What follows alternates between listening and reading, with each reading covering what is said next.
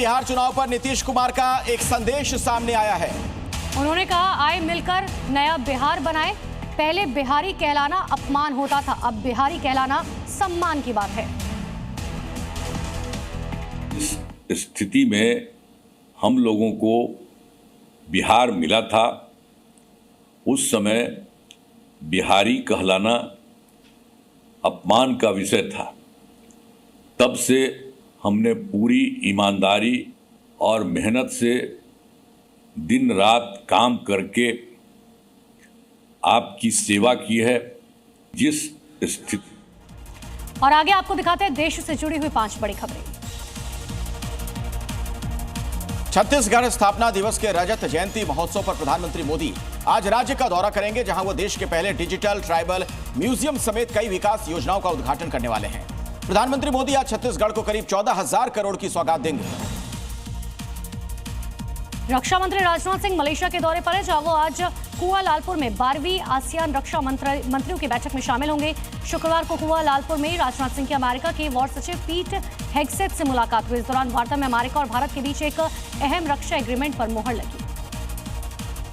कांग्रेस नेता राहुल गांधी बिहार चुनाव प्रचार के दौरान अपने बयानों को लेकर मुश्किल में फंसते हुए दिखाई दे रहे हैं। प्रधानमंत्री मोदी और लोक आस्था के महापर्व छठ पर टिप्पणी को लेकर उनके खिलाफ मुजफ्फरपुर की सीजेएम कोर्ट में शिकायत दर्ज कराई गई। ये मामला अब तेजी से तूल पकड़ता जा रहा है। यूपी बीजेपी की आज राजधानी लखनऊ में एक अहम बैठक होगी, जिसमें सभी जिलाध्यक्ष और प्रदेश पदाधिकारियों को मौजूद रहने के आदेश है। 2 सत्र में होने वाली बैठक के दौरान पंचायत चुनाव को लेकर मंथन किया जाएगा।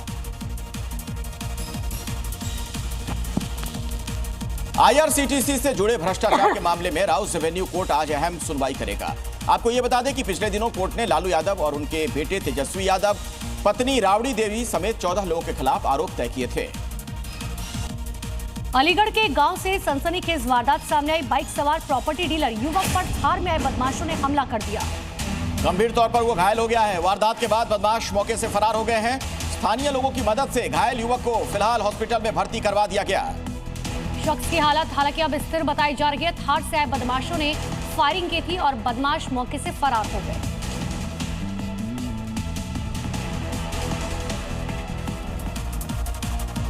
और अब बड़ी खबर महाराष्ट्र के सांगली जिले से आ रही है, जहां पर दूध से भरे टैंकर और कार के बीच जबरदस्त टक्कर हो गई। और इसमें बताया जा रहा है 2 युवकों की मौत हो गई, जबकि कार ड्राइवर गंभीर रूप से घायल हुआ है। स्थानीय लोगों ने तुरंत पुलिस को सूचना दी, घायलों को अस्पताल में भर्ती कराया। टक्कर इतनी तेज थी कि कार बुरी तरीके से चकनाचूर हो गई है। तस्वीरें आप देख सकते हैं। कार की जो हालत है वो खुद में ये बताने को काफी कि कितना भीषण ये हादसा था।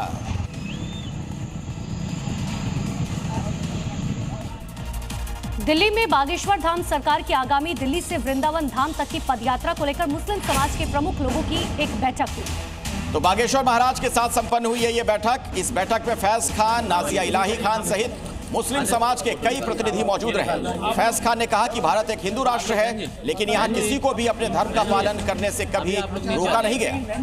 बाबा बागेश्वर की यात्रा 7 नवंबर को कात्यायनी माता मंदिर से शुरू होकर 16 नवंबर तक दिल्ली, हरियाणा और यूपी से होते हुए वृंदावन पहुंचेगी। सब लगे हुए पदयात्रा। तो मुस्लिम नेताओं ने धीरेन्द्र शास्त्री से मुलाकात की। 7 नवंबर से बाबा बागेश्वर की यात्रा होगी, दिल्ली वृंदावन पदयात्रा। समाज इस देश का बाबा बागेश्वर जी के साथ है। इस देश में 17 से 20 करोड़ मुसलमान हैं और बाबा बागेश्वर जी से जब मैं पहली बार मिला तो उन्होंने स्पष्ट कहा था कि आप और पूरा मुस्लिम समाज इस यात्रा में रहे। ये मेरी इच्छा भी है, अनुमति भी है और आज्ञा भी है। इस्लाम का शाब्दिक अर्थ शांति होता है। अगर शांति, अमन, मोहब्बत, भाईचारे के लिए बाबा जी ये काम कर रहे हैं, एकता के लिए काम कर रहे हैं, भारत को विश्व गुरु बनाने का काम कर रहे हैं, तो हम सब बाबा जी के साथ हैं। बागेश्वर जी का सबसे पहला एक स्टेटमेंट मैंने सुना था कि कायदे में रहोगे तो फायदे में रहोगे। और इस देश का प्रत्येक मुसलमान अगर वाकई में इंप्रूव होना चाहता है, डेवलप होना चाहता है, इनहैंस होना चाहता है, ब्राइट और शाइन होना चाहता है, तो कायदे में रह करके इस देश की उन्नति के साथ फायदे में रहे। इसलिए मुसलमान बेटियां बिल्कुल अपनी सुरक्षा अपने घर के अंदर से करवाने के लिए हम लोग बिल्कुल बाबा जी के साथ हैं।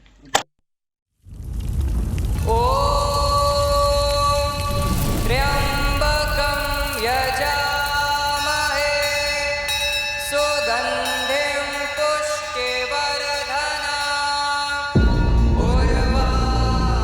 धर्म क्या है? वो जो हम धारण करते हैं, या वो जिसे हर हाल में निभाना ही पड़ता है? क्या धर्म सिर्फ एक चॉइस है, या कोई इनविजिबल सिस्टम जो हमारे हर कर्म का हिसाब रखता है?